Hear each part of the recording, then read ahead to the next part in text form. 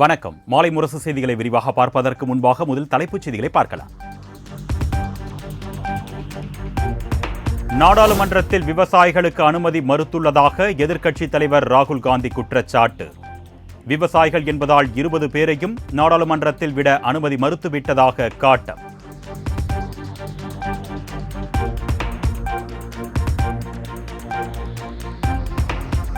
நாட்டில் பணவீக்கத்தால் அனைத்து குடும்பங்களும் கடும் பாதிப்பை எதிர்கொண்டுள்ளன. மாநிலங்களவையில் பட்ஜெட் மீதான விவாதத்தின் போது முன்னாள் மத்திய அமைச்சர் ப. சிதம்பரம் விமர்சனம்.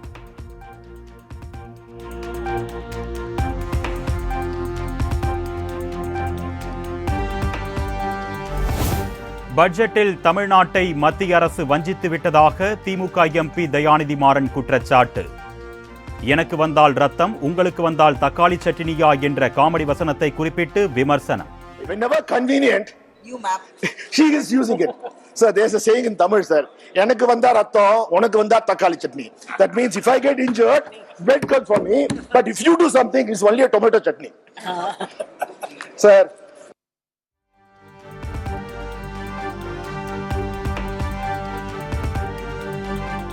பட்ஜெட்டில் எந்த மாநிலமும் புறக்கணிக்கப்படவில்லை என்று மாநிலங்களவையில் நிதியமைச்சர் நிர்மலா சீதாராமன் விளக்கம். குறிப்பிட்ட மாநிலங்களை நாங்கள் புறக்கணிப்பது போன்ற தோற்றத்தை உருவாக்க எதிர்க்கட்சிகள் முயற்சிப்பதாக குற்றச்சாட்டு.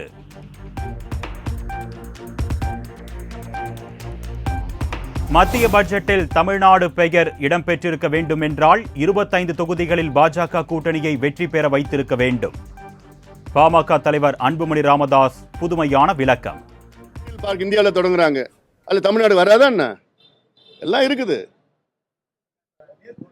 தமிழ்நாட்டுக்குன்னு பட்ஜெட்டில் பேர் வந்திருக்கணும்னா தமிழ்நாட்டில் எப்படியாவது எங்களுக்கு ஒரு 25 MP ஜெயிச்சு கொடுத்துருக்கணும்.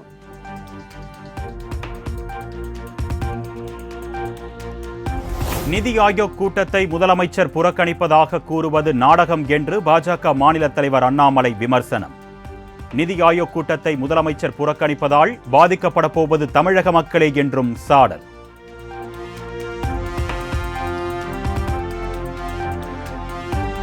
பட்ஜெட்டில் பெரும்பாலான மாநிலங்கள் புறக்கணிக்கப்பட்டுள்ளதாக கூறி மாநிலங்களவையில் இருந்து எதிர்க்கட்சி உறுப்பினர்கள் வெளிநடப்பு.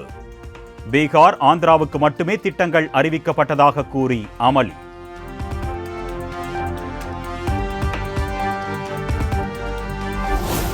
மத்திய பட்ஜெட்டில் நிதியும் இல்லை, நீதியும் இல்லை. கர்நாடக துணை முதலமைச்சர் டி. கே. சிவக்குமார் விமர்சனம். செந்தில் பாலாஜி வழக்கில் பென்டிரைவ் தொடர்பான கேள்விக்கு அமலாக்கத்துறை நேரடியாக பதிலளிக்கவில்லை என உச்சநீதிமன்றம் காட்டம். சுற்றி வளைக்காமல் நேரடியான பதிலை எதிர்பார்ப்பதாகவும் நீதிபதி கருத்து.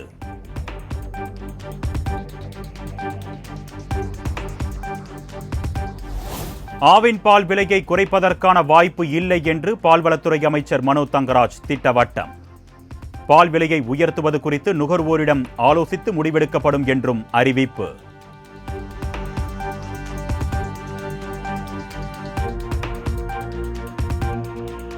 ஆருத்ரா நிதி நிறுவன மோசடி வழக்கில் கிளை மேலாளர்கள் 2 ஜாமீன் மனுக்கள் தள்ளுபடி. சென்னை உயர்நீதிமன்றம் உத்தரவு.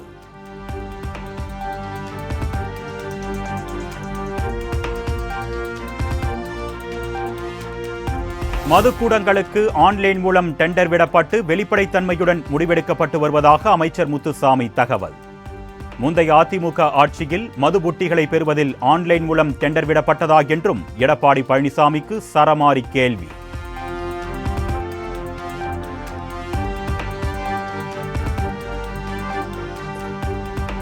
பெண்கள் பாதுகாப்புக்காக அமைக்கப்பட்ட அவசர தொலைபேசி மூலம் 1 லட்சம் பெண்களுக்கு பாதுகாப்பு அளிக்கப்பட்டுள்ளது. பெண்கள் பாதுகாப்பு குறித்த பொதுநல வழக்கில் சென்னை உயர்நீதிமன்றத்தில் தமிழக அரசு தகவல்.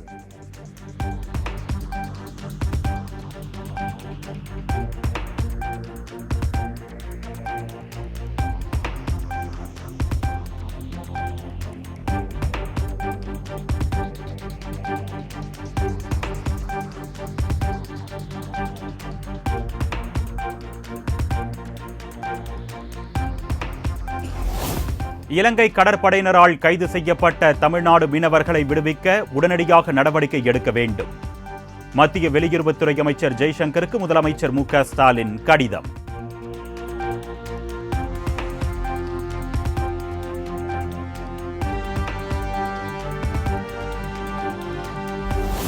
மக்களவை தேர்தல் தோல்வி குறித்து நிர்வாகிகளுடன் இரண்டாம் கட்டமாக அதிமுக பொதுச் செயலாளர் எடப்பாடி பழனிசாமி ஆலோசனை. தேனி தொகுதி நிர்வாகிகளிடம் விவரங்களை கேட்டறிந்தார்.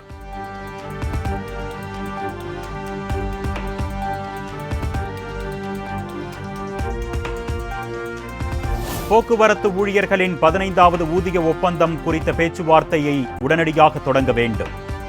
தொழிலாளர் இணை ஆணையர் முன்னிலையில் நடைபெற்ற முத்தரப்பு பேச்சுவார்த்தையில் போக்குவரத்து தொழிற்சங்கத்தினர் வலியுறுத்தல்.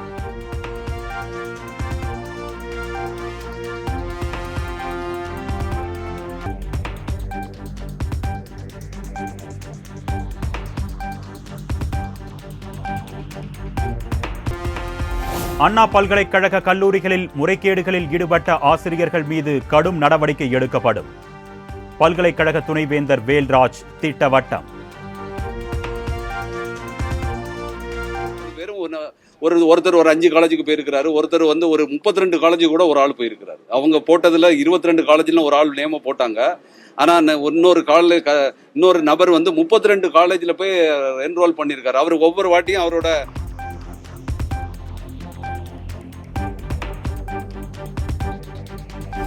கேரளாவிற்கு கல்லூரி மாணவர்கள் கல்வி சுற்றுலா செல்வதை தவிர்க்க வேண்டும். கேரளாவில் நிபா வைரஸ் பரவி வருவதன் எதிரொலியாக அனைத்து கல்லூரிகளுக்கும் தமிழ்நாடு உயர்கல்வித்துறை சுற்றறிக்கை.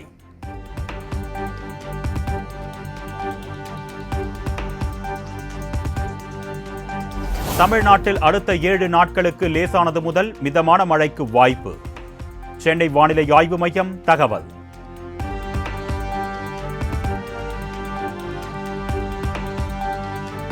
காவிரியின் குறுக்கே மேகதாது அணை கட்டுவதற்கு எந்தவிதமான அனுமதியையும் தற்பொழுது வரை வழங்கவில்லை. தகவல் அறியும் உரிமை சட்டத்தின் கீழ் கேட்கப்பட்ட கேள்விக்கு மத்திய அரசு பதில்.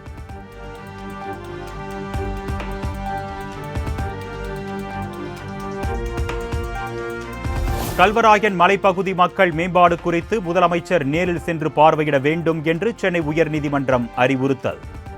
கல்வராயன் மலைப்பகுதி மக்களுக்கு சாலை வசதி, ரேஷன் கடைகள் உள்ளிட்ட அடிப்படை வசதிகளை விரைந்து ஏற்படுத்துமாறும் வலியுறுத்தல்.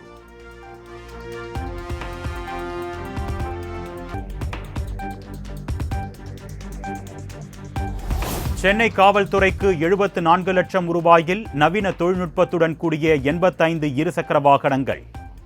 தலைமை செயலகத்தில் கொடியசைத்து தொடங்கி வைத்தார் முதலமைச்சர் மு.க. ஸ்டாலின்.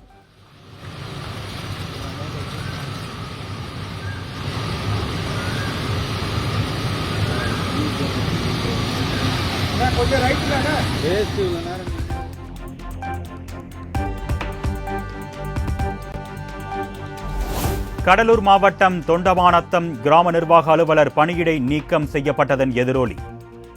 ஆட்சியர் அலுவலகத்தை விஏஓ சங்கத்தினர் 500க்கும் மேற்பட்டோர் முற்றுகையிட்டதால் பரபரப்பு.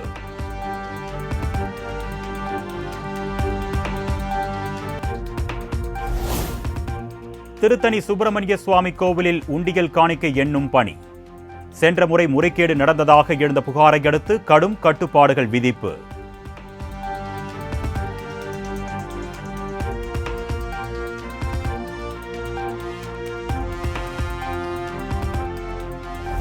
அடுத்த மாதம் முதல் புதிய ரேஷன் அட்டைகள் வழங்கப்படும் என்று தமிழ்நாடு அரசு தகவல். நாடாளுமன்ற தேர்தல் காரணமாக பணிகள் நிறுத்தி வைக்கப்பட்டு இருந்த நிலையில் மீண்டும் தொடங்குகிறது.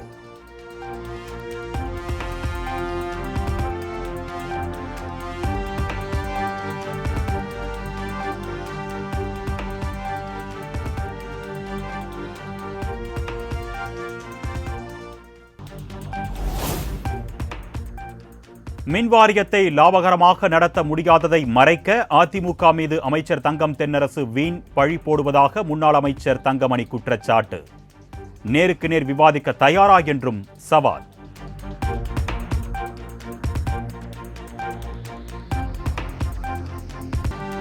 பேராசிரியர்கள் ஒரே நேரத்தில் பல கல்லூரிகளில் பணிபுரிந்தது போல போலியாக கணக்கு காட்டப்பட்டுள்ளதாக குற்றச்சாட்டு.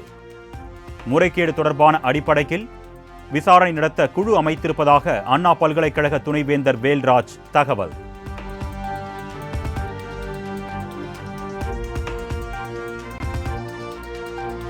வழக்கறிஞர் தொழில் நடைமுறை சட்டத்தை கடுமையாக அமல்படுத்த கோரி சென்னை உயர்நீதிமன்றத்தில் வழக்கு. வழக்கறிஞர் மீதான தாக்குதல் நாளுக்கு நாள் அதிகரித்து வருவதாக ஆம்ஸ்ட்ராங் கொலை சம்பவத்தை சுட்டிக்காட்டி மனு தாக்கல்.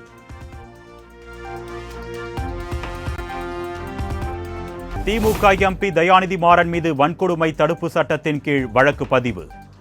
2020ஆம் ஆண்டு தலைமை செயலகத்தில் பட்டியலின மக்கள் குறித்து அவதூறு கருத்து தெரிவித்ததாக எழுந்த புகாரில் நடவடிக்கை.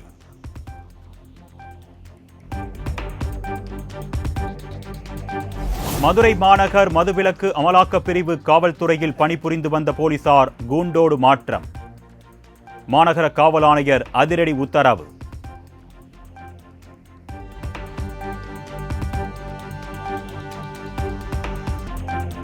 சென்னையில் ஆபரண தங்கத்தின் விலை சவரனுக்கு 480 ரூபாய் குறைவு. 1 கிராம் தங்கம் 6490 ரூபாய்க்கும் 1 சவரன் 51,920 ரூபாய்க்கும் விற்பனை செய்யப்படுகிறது.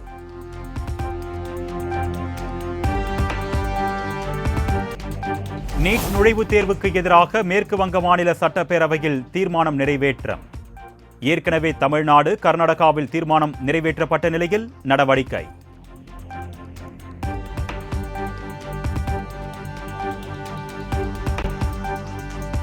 குஜராத் மாநிலத்தில் கொட்டி தீர்க்கும் கனமழையால் கீரா நீர்வீழ்ச்சியில் ஆர்ப்பரித்து கொட்டும் தண்ணீர். முன்னெச்சரிக்கை நடவடிக்கையாக கரையோர மக்களுக்கு வெள்ள அபாய எச்சரிக்கை.